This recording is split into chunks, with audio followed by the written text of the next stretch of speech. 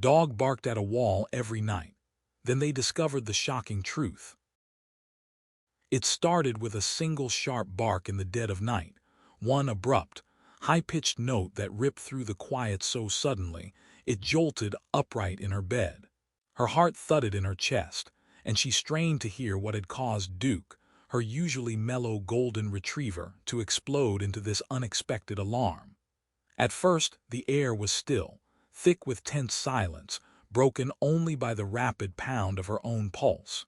She breathed a sigh of cautious relief, figuring it was a passing squirrel or a stray cat that had roused him. But then, just as she began to settle back under the covers, Duke barked again, same short, sharp cry, this time followed by a low, agitated growl. Sat up, flicked on the bedside lamp, and called out softly to Duke, who was stationed at the bedroom door with his tail stiff, ears pricked. His gaze was locked down the hallway, beyond the shadowy living room, beyond the foyer, toward the far end of the house. She couldn't see what he was so fixated on, but she felt his tension like an electric charge in the air.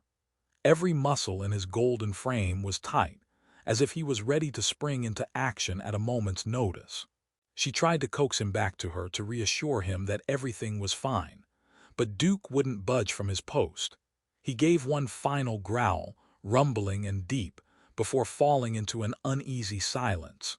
Climbed out of bed, made her way to him, and gently stroked his back, murmuring soft words of comfort. Eventually, his taut frame relaxed and his tail lowered, though his eyes never left that invisible point. Whatever he sensed, he wasn't quite ready to let it go. It was 4 in the morning by the time managed to calm him enough to return to bed. She told herself dogs barked at everything, no big deal. Sometimes it was a creak in the floorboards, a gust of wind hitting the house at a strange angle, or even the subtle shift of moonlight across the window. She convinced herself that was all it was, doggy overreaction, plain and simple. She fell back asleep with one hand extended over the side of the bed, palm resting on Duke's flank. But the next night, he did it again. The bark came from the living room this time, an abrupt thunderclap of noise that wrenched from a deep, dreamless rest. She fumbled for the lamp and discovered her dog not at the bedroom door, but halfway down the hallway, standing at a precise angle, staring intently at the far wall, like he was seeing something just beyond it. His lips were slightly parted, breath puffing in soft whines. His posture was rigid, transfixed, as if whatever existed behind that wall had him locked in a silent duel of wills. Got out of bed, feeling an adrenaline course through her. She was alone in the house except for Duke, and even though she logically told herself there was no threat, her body reacted to Duke's unwavering alertness. She approached him carefully, peered down the dim hallway, squinting at the wall as though it might show a crack or a stain that could be spooking him. Yet all was perfectly ordinary. The paint was the same cream color, the surface smooth, not a picture frame out of place. No sign of rodents, no leftover scraps from dinner, nothing. Softly, she rested a hand on Duke's head. She could feel him trembling beneath her touch, quiet but firm. Something unsettled him, and it was enough to unsettle her too. She spent that night on the couch, Duke at her side, hoping her presence would soothe him. But every so often, he would lift his head, pupils wide with fear or wonder, and stare at that blank stretch of wall. Sometimes he'd even let out a low growl or a half-bark, then quickly silence himself, as though listening for a reply. When it happened the third night, began to truly worry. Now it wasn't just the interruption to her sleep. Something seemed genuinely off about her dog's behavior, and she found herself at work the next morning nursing a triple-shot latte, eyes burning with fatigue, mind spinning with half-formed theories. Could it be mice in the wall? Could it be some electrical wiring that gave off a hum only dogs could hear? She spent her lunch break Googling everything from dog barking at wall paranormal to dog senses danger hidden behind walls. The results veered from whimsical speculation about ghosts to sensible reasons like pests or old wires. She found no definitive answer. By the time she trudged home that evening, Duke greeted her with his usual happy tail wag, but there was a tension in his body that didn't go away, even when she offered him his favorite treats. She watched him sniff around the wall again, whining softly, ears perked.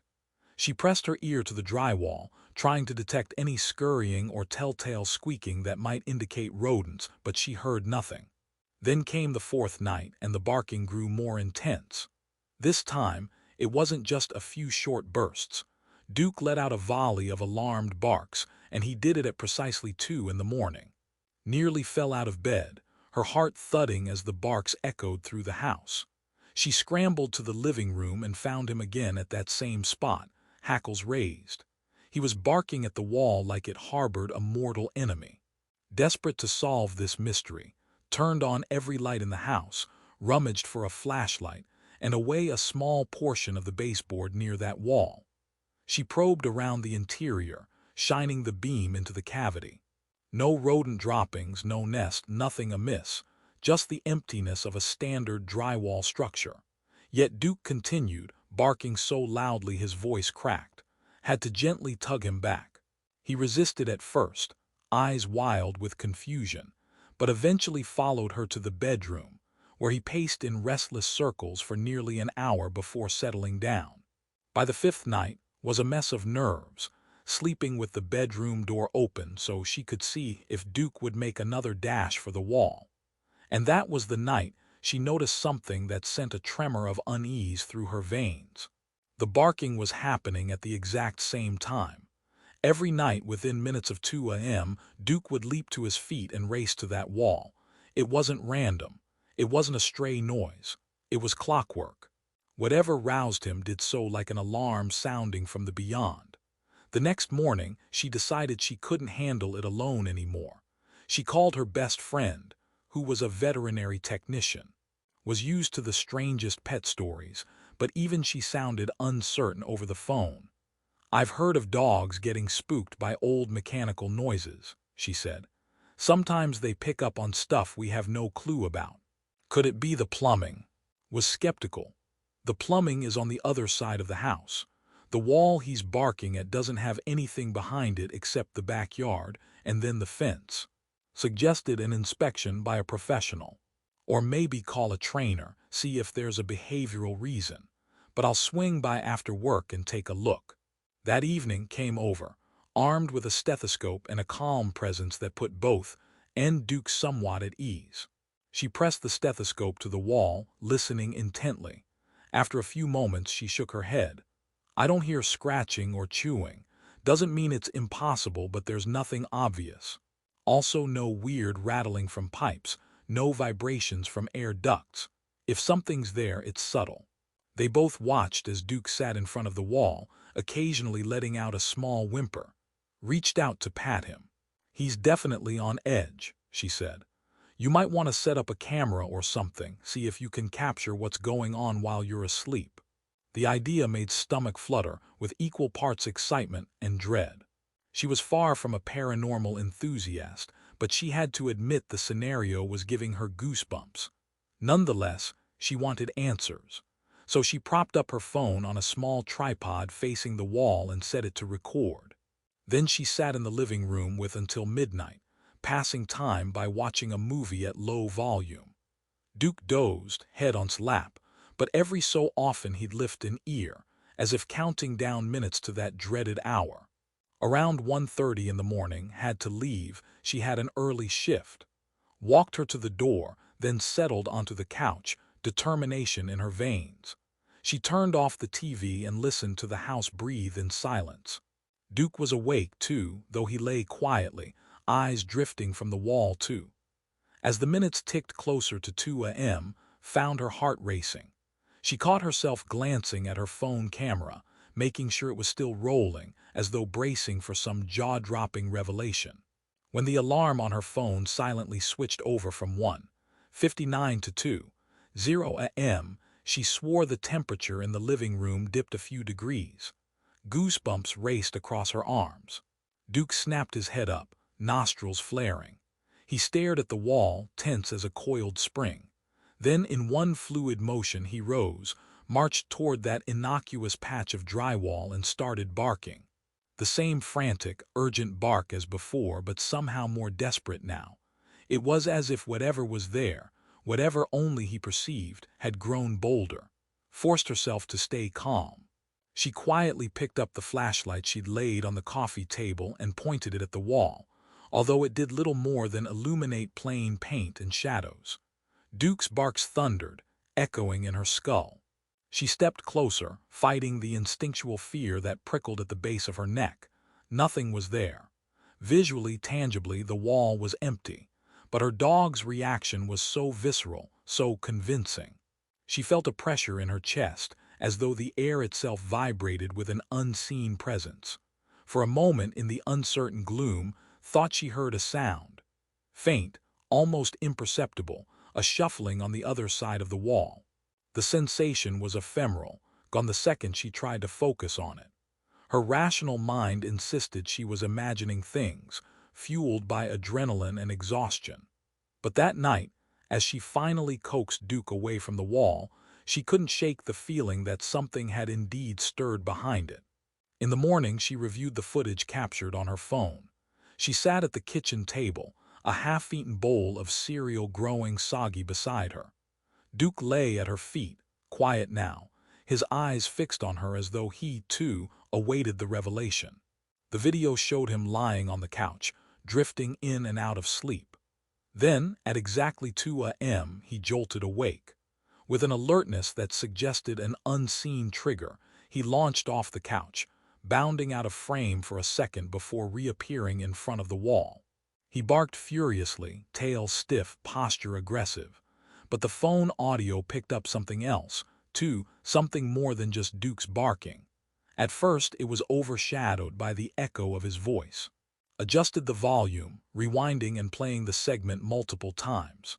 Finally, she heard it, a faint scraping or tapping noise, synchronized with Duke's barks, though it was unclear if the tapping was reacting to him or if he was reacting to it. It was so soft that without headphones or a quiet room, she would have missed it. It sounded almost like nails on drywall, or maybe a piece of metal being dragged lightly across a firm surface. Her stomach twisted in unease. She played the clip again and again, the hair on the back of her neck prickling. Dogs barked at many things, but this was too coincidental, too deliberate. It suggested that something on the other side of that wall either moved or tried to move at the exact time Duke reacted. She thought about pests again, maybe a raccoon or an opossum caught in the space between her house's exterior and interior walls. But raccoons usually made more of a racket, and she'd likely have found droppings or some sign of intrusion. Besides, how would an animal time its activity so precisely each night? Decided to call in a professional home inspector, someone who could look behind walls with specialized equipment. She found a local contractor with a good reputation and explained the situation. Though skeptical, the contractor agreed to come the following day. He brought a small camera with a flexible tube that could be threaded through a tiny hole. She helped him drill a discreet opening in the drywall, near where Duke always fixated, and they inserted the camera. The feed showed insulation, some wiring, and the hollow interior framing. They scanned the area meticulously, but there was no sign of a pest or any structural anomaly. It was empty, as it should be. The contractor scratched his head. That's your entire cavity right there. If there was a critter inside, we'd see evidence, nests dropping something. I'm not seeing any damage or openings. Everything looks shipshape. Thanked him, feeling a mix of relief and dread. If there was nothing physically there, then what was Duke seeing or sensing? She reached out to a dog behaviorist next, detailing the problem in an email. The behaviorist wrote back with theories about anxiety, past trauma, or even a dog responding to the emotional stress of its owner. Didn't think that quite fit. Duke had never shown signs of anxiety before, and nothing traumatic had happened recently, except for the phenomenon of the barking itself. And then there was a new development. On the 8th night, Duke not only barked at the wall, he started pawing at it. Rushed in to find him frantic, almost frantic enough to injure himself. He was desperately scratching at the drywall like a dog trying to dig for a buried bone. His claws left shallow gouges in the paint and pieces of plaster dust trickled down. Had to pull him away, a surge of fear electrifying her limbs. He whimpered like a creature in pain, glancing between her and the wall, as if begging her to understand. She didn't know what else to do. On impulse, she called her parents, who lived a couple of states over. They were pragmatic people who rarely indulged in the supernatural. Her father calmly suggested setting up motion-activated cameras outside, near that section of the wall, in case some animal was coming around at night. Maybe it was dislodging a piece of siding or scraping at the foundation, and Duke could hear it. It wasn't a perfect theory, but it was worth a try. That afternoon, borrowed a motion sensor camera from a neighbor who used it for wildlife spotting in the woods. She mounted it on the exterior fence, angled toward the side of the house. By nightfall, everything was in place. She tried to go to bed early but ended up tossing and turning, the events replaying in her mind. She didn't realize she had dozed off until the sound of Duke barking again shattered her slumber. Bolting upright, she saw it was 1:58 a.m., almost on the dot. She rushed out to the living room, adrenaline pumping. Duke was going wild, hackles up, barking in furious staccato blasts at the wall. With a trembling hand, used her phone to check the feed from the outdoor camera. Nothing. The yard was dark, empty, no sign of movement at all. But she heard it again inside the house, that faint, eerie tapping. It made her skin crawl. This time she felt compelled to try something desperate. She approached the wall, ignoring her pounding heart, ignoring Duke's frantic barking. Pressing a hand against the paint, she leaned in and whispered, "Who's there?" She felt ridiculous the moment she said it, but what followed wiped the feeling away in an instant. There came a definite scraping sound, like nails or fingertips dragging behind the wall, moving just beneath her palm. She gasped, stumbling backward, a wave of sheer panic rolling through her. Duke barked louder, sensing her distress, lunging at the spot. Chest constricted, her mind spun. This was impossible. Every inspection, every camera feed had shown nothing physical was back there, yet she'd felt it, heard it. She spent the rest of that night on the couch, Duke at her side, her nerves frayed. Whenever she felt herself dozing, she'd jolt awake, thinking she heard that scraping again. But the house was silent, as though it had never made a single sound. The next morning, red-eyed and trembling from lack of sleep, reached out to a friend who was somewhat known for dabbling in the spiritual realm, tarot readings, crystals, that sort of thing. Her friend's name was Maya, and while had always taken Maya's paranormal interests with a grain of salt, she was now desperate enough to consider any angle. Over coffee, recounted the nightly barking, the camera footage, the tapping noise, the feeling of a presence behind the wall. Maya's expression was grave. "Energy gets trapped," she said. "Sometimes it's spirits, sometimes it's echoes of the past. Could there have been a tragedy in this house? Something that left a residual imprint? Animals, especially dogs, are super sensitive to that." Swallowed hard. "I bought the house a year ago. I never heard of anything tragic here. The previous owners were an older couple who moved to Florida to retire." Maya shrugged. "Might not be them. Could be something older from before the house was built. Land can hold echoes too, or maybe it's not a ghost in the typical sense. Could be a spirit that's drawn to the energy your dog emits." She paused, eyeing carefully. "Want me to come by tonight and do a cleansing or something? Maybe burn some sage just to see if it makes a difference?" Normally, would have politely declined, but in her current state, she felt compelled to say yes. Anything that might help quell Duke's nightly torment was worth a try. So that evening, Maya arrived with a small bundle of sage, a few crystals, and a calm, determined demeanor. Duke greeted her warily, as though he sensed something unusual about her presence. They walked to the living room, and Maya began lighting the sage, letting the smoke curl around the corners of the room. She muttered words under her breath, a mixture of blessings and invocations. Felt a swirl of emotions, embarrassment, desperation, curiosity. She had never thought she'd witness a spiritual ritual in her own home, but here she was. The smell of sage filled the air, and the dogs of the neighborhood barked in a distant chorus, as if agitated. Maya approached the wall and closed her eyes, hands lightly pressed against the surface. She inhaled deeply, then exhaled. "I feel a heaviness here," she said quietly. "It's like sorrow mixed with frustration." His pulse throbbed.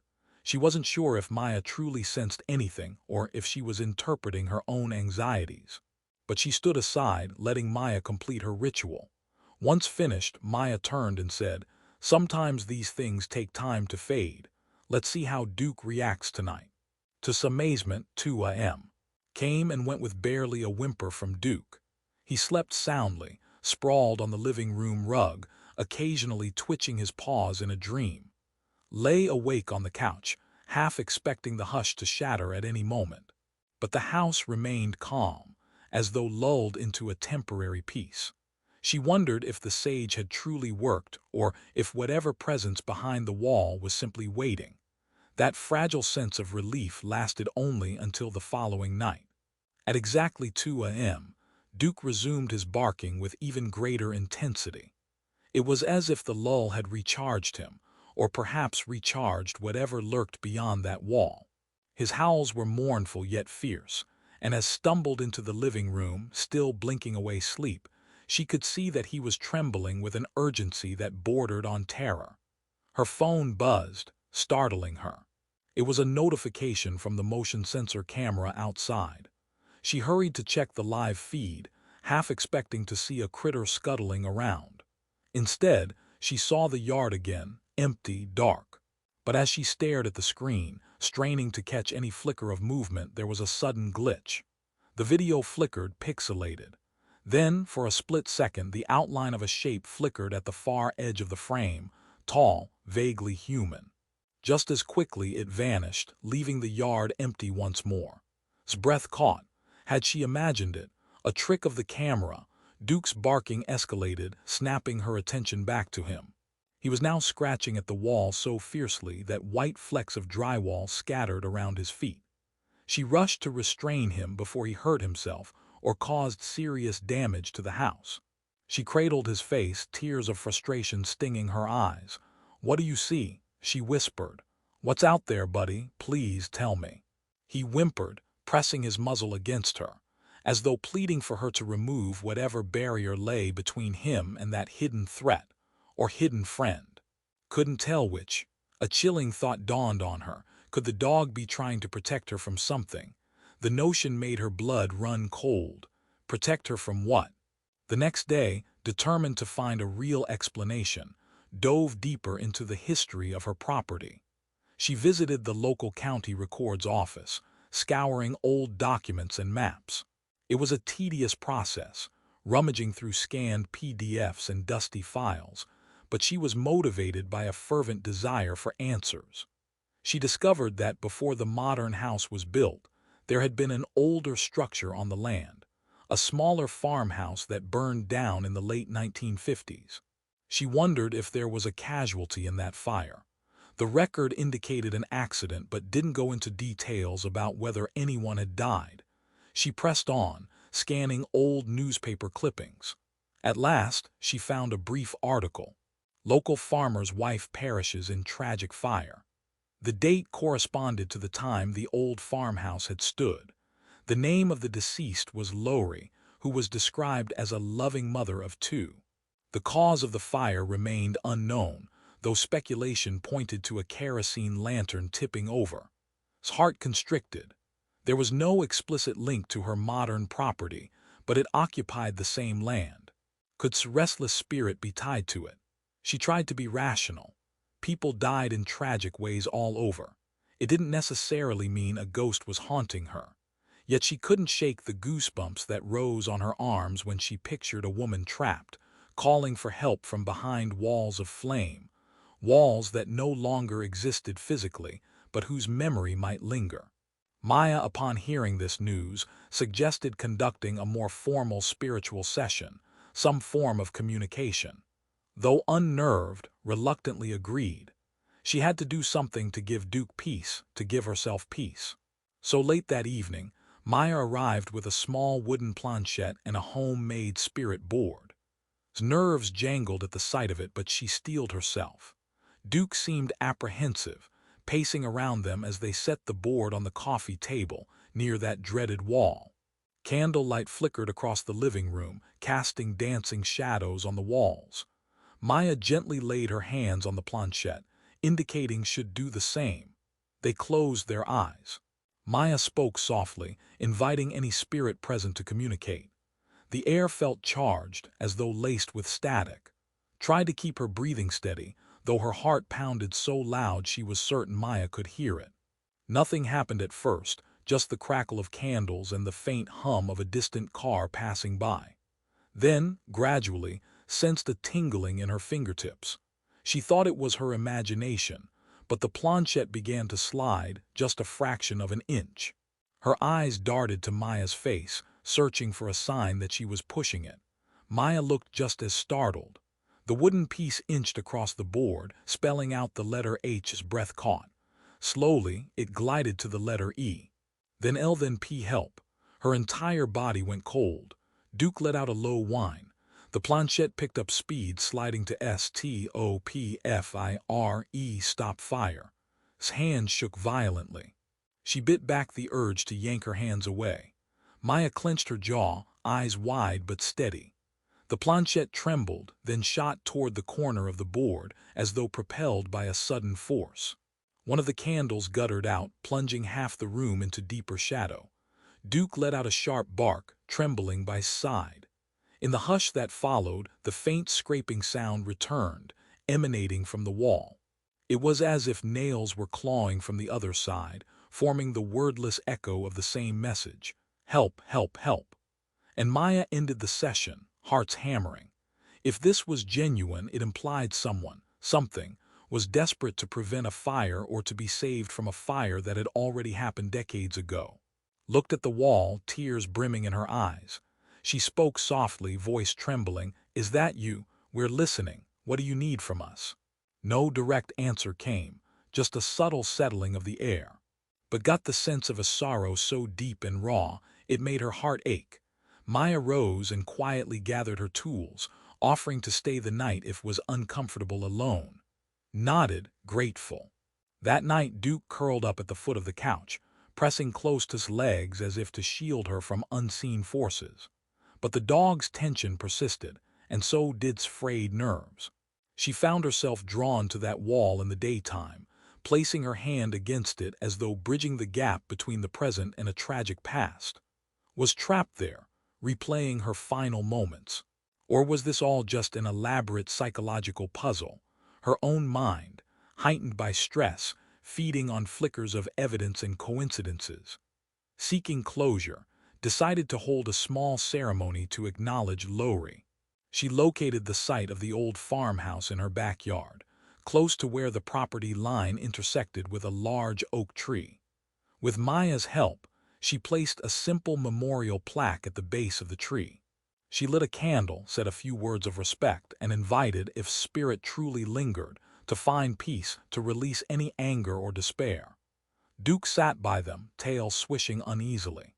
For a couple of nights, it seemed as though the ritual might have brought calm. Duke didn't bark at 2 a.m., he didn't whine or scratch at the wall.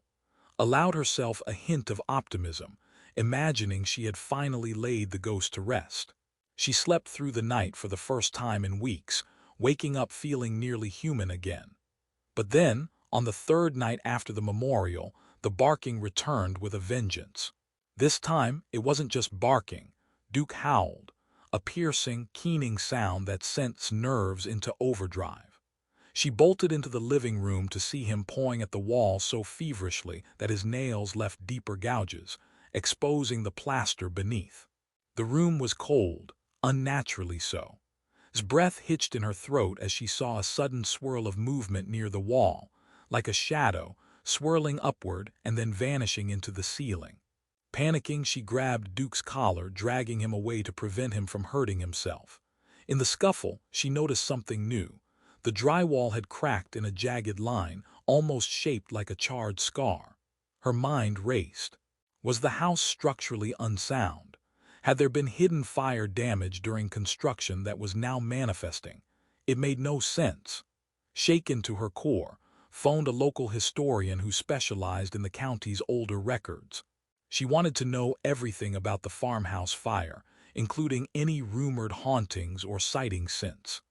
The historian, a meticulous older man named Arthur, listened to her account with surprising openness. Then he revealed that the tragedy was more complicated than the official record suggested.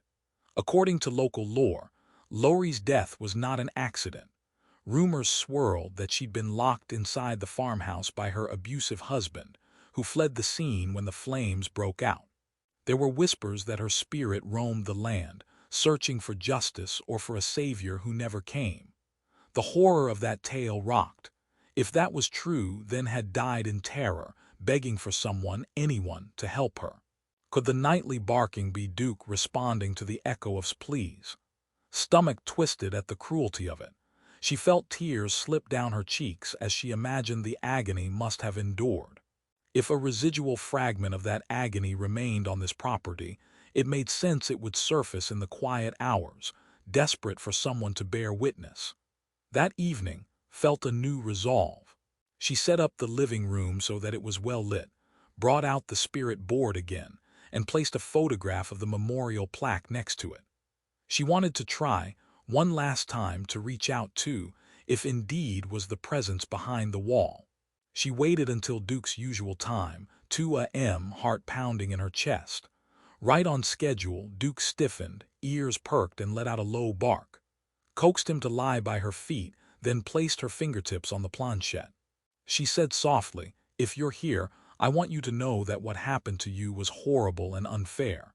We acknowledge your pain. I'm sorry you were trapped and no one could save you. If there's any way for you to find peace, let me help." A rush of cold air rippled through the room. Duke whimpered. The planchette began to move under his trembling hands. It spelled out a single word, fire. Then it skittered across the board to HURTS. Eyes welled with tears. She forced herself to remain calm to keep contact. "I'm sorry," she repeated. "I'm so sorry you were hurt. You're not alone. I hear you, I see you." The planchette twitch spelled out, dog. Inhaled shakily, looking down at Duke. "Yes, I have a dog. His name is Duke. He hears you too. He's been trying to warn me or to get my attention on your behalf." The planchette circled slowly, then formed the letters that hinted at confusion, as though the spirit didn't understand the concept of a dog's involvement.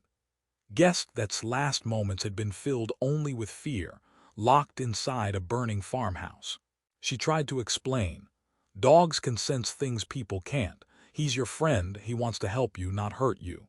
A jolt ran through the board. The planchette froze. Duke's ears flattened. He let out a soft growl, uncertain. Then felt heat wash over her, so intense that it stood in stark contrast to the earlier cold. She gasped, feeling beads of sweat form at her temples. It felt like the temperature in the room skyrocketed by 10 degrees in seconds. She had a dizzying vision flash in her mind. Roaring flames, black smoke choking the air, a woman's screams echoing in a small wooden house. The terror was overwhelming, and she had to fight to keep from tearing her hands away from the board. Just as quickly as the heat came, it dissipated, leaving shivering. Duke let out a plaintive whine. The planchette slid in trembling jerks until it spelled, "I'm sorry." Frowned, confusion swirling in her mind. "Sorry for what?" she asked aloud. The planchette moved again, more urgently, but seemed to struggle to form coherent letters. It landed on S, then T, then wavered. Suddenly the board snapped beneath her fingers, splitting in half with a violent crack. Yelped, jerking her hands away. Candle wax toppled onto the table and Duke scrambled backward. The sense of presence vanished, leaving the room in stark normalcy, the only sound the frantic hammer of his heart. She couldn't explain how or why the board had broken. It felt almost like the air itself had snapped it. For the rest of the night, lay awake, Duke curled protectively by her side. She thought about the words spelled out, the final apology. Sorry. For what? did feel guilty about disturbing them, about causing fear. Or was she apologizing for not being able to stop the horror that befell her? The unanswered question gnawed its mind. The next day, she spoke with Maya again, who suggested a different approach. Sometimes, helping a trapped spirit move on required a reenactment or a symbolic rewriting of the trauma. Maya proposed that if greatest torment was being locked in a house while it burned, maybe they needed to symbolically unlock the space and douse the fire. It sounded dramatic, but at this point, was willing to try almost anything. She spent the day gathering a few symbolic items, a small chest to represent the locked house, a miniature figurine to represent, and a bowl of water to represent quelling the flames. At dusk, she and Maya set up this symbolic ritual in the backyard, near the old oak tree and the memorial plaque. They placed the figurine inside the chest, then locked it. Lit a small votive candle to represent the fire. In a gentle, deliberate motion, she poured water over the candle, extinguishing it. Maya unlocked the chest, opened it, and carefully lifted the figurine free. Together, they said a short prayer, inviting to step into the light to find peace, to release any earthly tether that kept her bound to the site of her suffering. The entire process took less than 10 minutes. It felt solemn, almost surreal in its simplicity. Could see tears glistening in Maya's eyes. She felt her own tears, too, imagining stepping from the flames into a realm of peace. When they finished, the backyard seemed quieter, calmer. Duke stood a short distance away, watching intently, as though witnessing a sacred event. That night, for the first time in weeks, Duke did not bark at 2 a.m. He did not scratch or whine at the wall. The house held its breath in tranquil silence. Found herself drifting into a deep, restful sleep, free from the dread she had carried. She woke the next morning to the bright sunlight streaming through the window, feeling more rested than she had in ages. There was no new damage to the wall, no piles of plaster dust on the floor, no fleeting shadows captured on the camera. It was as though the tension that once clung to the air had lifted. Days passed, and the peace continued. Duke seemed happier, calmer, greeting guests at the door with a carefree wag of his tail. Took him on long walks in the neighborhood, relishing the newfound ease in their daily routine. She half expected the barking to resume at some point, but it never did. Night after night she slept soundly, sometimes almost forgetting the torment they had endured. Still, the memory stayed with her, a hushed testament to unseen forces beyond ordinary understanding.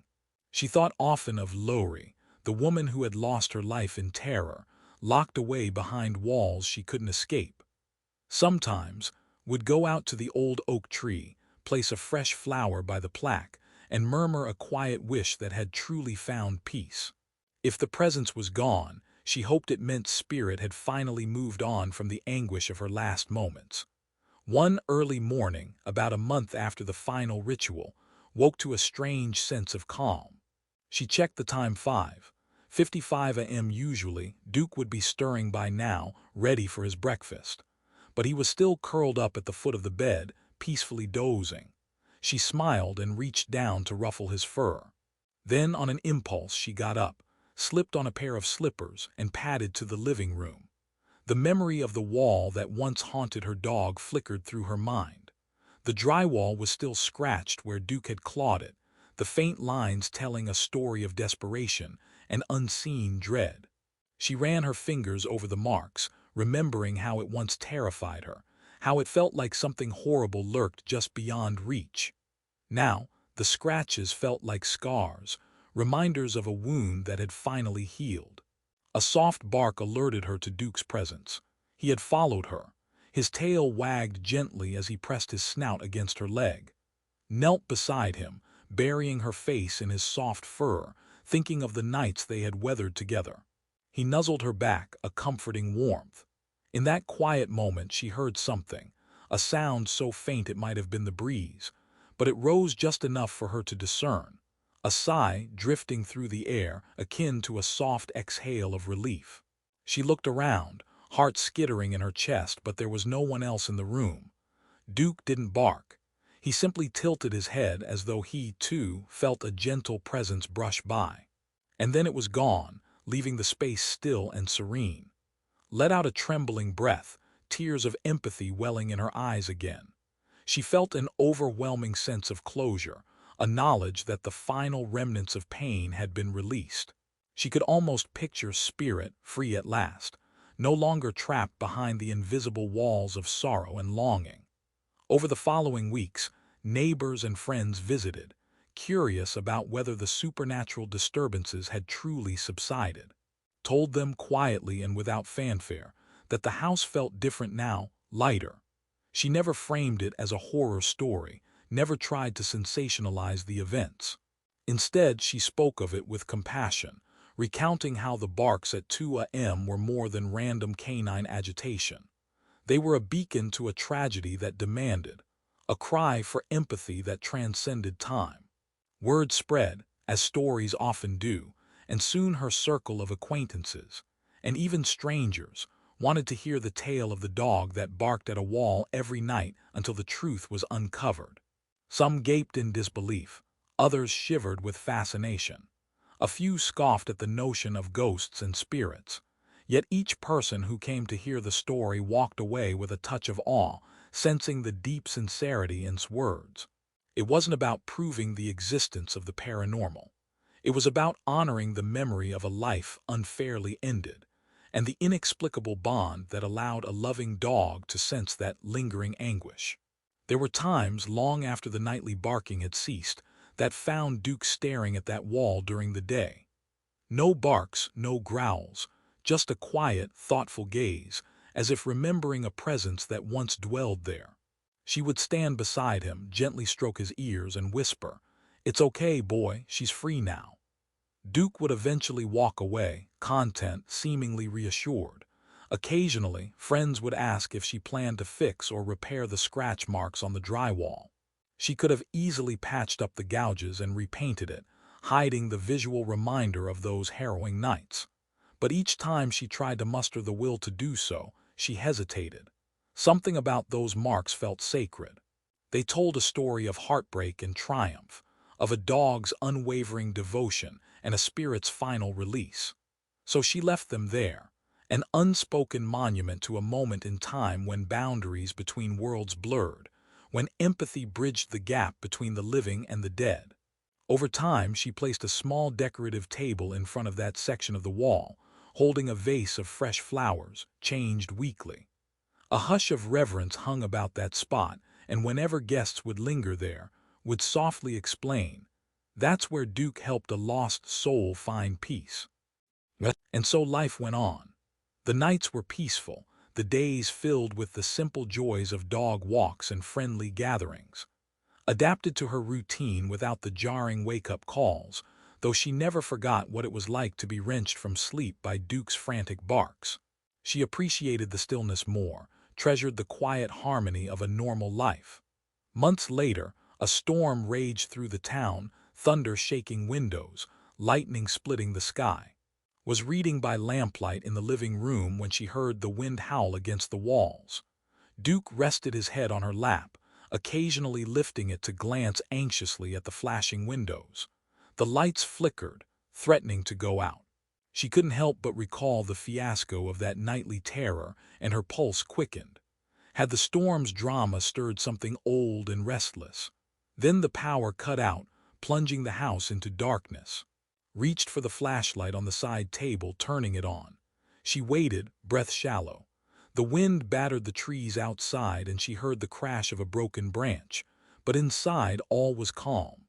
Duke lifted his head, looked around, then rested it back on her lap, untroubled by any supernatural call. Felt relief flood her. The scars on the wall remained silent, inert. Nothing shrieked from behind the plaster. In that moment, she knew with certainty that whatever presence had once tormented her home was gone. She had faced the darkness, listened to the unspoken pleas, and offered compassion. That compassion had allowed a trapped spirit to cross whatever boundary separated torment from peace. When the power came back on, the house hummed with gentle light again. gave Duke a treat for his calm bravery during the storm and slid a glance at the scratched wall. In her mind's eye, she pictured smiling softly, stepping away from the farmhouse that had once been her prison. She closed her eyes, whispering, "I hope you're somewhere beautiful now." Life continued with a sense of renewed purpose. Threw herself into her job, her relationships, and philanthropy in her community. She began volunteering at an animal shelter, inspired by Duke's heroism in sensing and responding to emotional distress. On her breaks, she'd tell some of the shelter staff the story, how a dog's loyalty and intuition could unveil truths hidden behind walls. Many found it an uplifting testament to the special bond humans shared with animals. Donations to the shelter increased as people wanted to honor that bond, a ripple effect of the dog who had barked at a wall every night until the spirit was heard. Some nights felt the presence of that story more acutely, recalling how frightened she'd been, how exhausted. And yet she also remembered how it had ended, with love, compassion, and the quiet redemption of a life acknowledged. She had found a deeper understanding of the unseen sorrow that could linger in the world, and how empathy had the power to heal even the most inexplicable wounds. The memory never lost its gravity. Each time a friend or visitor asked for the story, she told it earnestly, describing Duke's barks echoing through the dead of night, the tapping sounds behind the wall, the ghostly shapes captured on camera, and the final symbolic ritual that set everything to rest. Inevitably, listeners would pause, goosebumps prickling their arms, and ask what she believed about the afterlife. Would smile, thoughtful. "I believe in the power of empathy," she'd say. Sometimes that's all it takes to break the cycle of grief, someone to bear witness, to acknowledge the pain. Whether it's a living soul or a lost one, empathy can save us all. And now, the house on Lane stands as a testament to that truth. The story, passed around as a viral whisper on social media, told in personal anecdotes at dinner parties, has taken on a life of its own. People share it for different reasons. Some find it hauntingly supernatural, others see it as a heartfelt tale of tragedy undone by kindness. Some see it as a reflection on how the past can linger in the present, yearning for closure. But all agree on one thing. It's a story about the bond between a dog and a wall that held a secret too heavy for the living to bear in silence. A secret that only barked out under the cover of night, until compassion freed it from the shadows. When visitors come by, they often ask, "Is this the famous wall?" Nods, showing them the subtle scratch marks. She recounts how Duke used to bark right there at 2 a.m. every night. Her voice grows soft and warm when she explains the lengths she went to in order to discover the shocking truth. She never gloats or embellishes. The raw emotions remain enough of an impact. Some visitors shed tears, imagining the trapped soul that once called from beyond. Others stand in a reverent hush, as though sensing the echo of final pleas. But for the meaning of the story resides in the silent harmony that now envelops her home. The nightmares have passed, replaced by the gentle rhythm of daily life. She walks Duke through the neighborhood each evening, noticing how he stops at certain fences to peer curiously, or how he sniffs at a breeze carrying faint scents from beyond. She wonders if he's checking for other lost echoes in the world, ready to bark if needed. In those moments, feels a swell of gratitude for his vigilance and love. She knows that if ever another restless spirit or hidden threat lingered behind an innocent-seeming wall, Duke would be there to sound the alarm. Sometimes, late at night, she'll find herself unable to sleep, remembering that swirl of supernatural tension. She'll slip out of bed, tiptoe to the living room, and place a palm against the wall. She closes her eyes and breathes slowly. The cold dread is gone, replaced by a mild warmth, perhaps just her imagination or maybe something else. A sense of release, of final rest. The hush of the house envelops her, gentle and secure. Beyond the windows, the moon paints silver squares on the floor, and Duke's soft snores float from the bedroom. It's in these moments that she feels the magnitude of it all. How a single dog's bark tore open a veil between worlds. how empathy bridged the gap, and how a lost soul might have found peace in a gentle glow of understanding. Although the story has become viral and widely shared, remains unassuming. She doesn't see herself as a hero. She believes wholeheartedly that Duke was the true hero. His bark's a clarion call that forced her to pay attention to something she might have otherwise dismissed or explained away. In acknowledging his urgency, she learned a profound lesson. Sometimes, the answers that seem impossible or terrifying lead to a depth of compassion that transcends mortal boundaries. And so, the final image of her story is one of serenity. The dog sleeps soundly each night, no longer barking at shadows. The wall stands as a silent witness to what once was. It scratches an intimate record of a haunting that yielded to empathy. The memorial plaque near the oak remains carefully tended, a small flicker of honor for a life lost. And in the quiet corners of the house, one might still catch a whisper, a gentle sigh if they listen very closely. It's neither menacing nor sorrowful now, more like a faint echo of gratitude from a spirit who has finally found her way.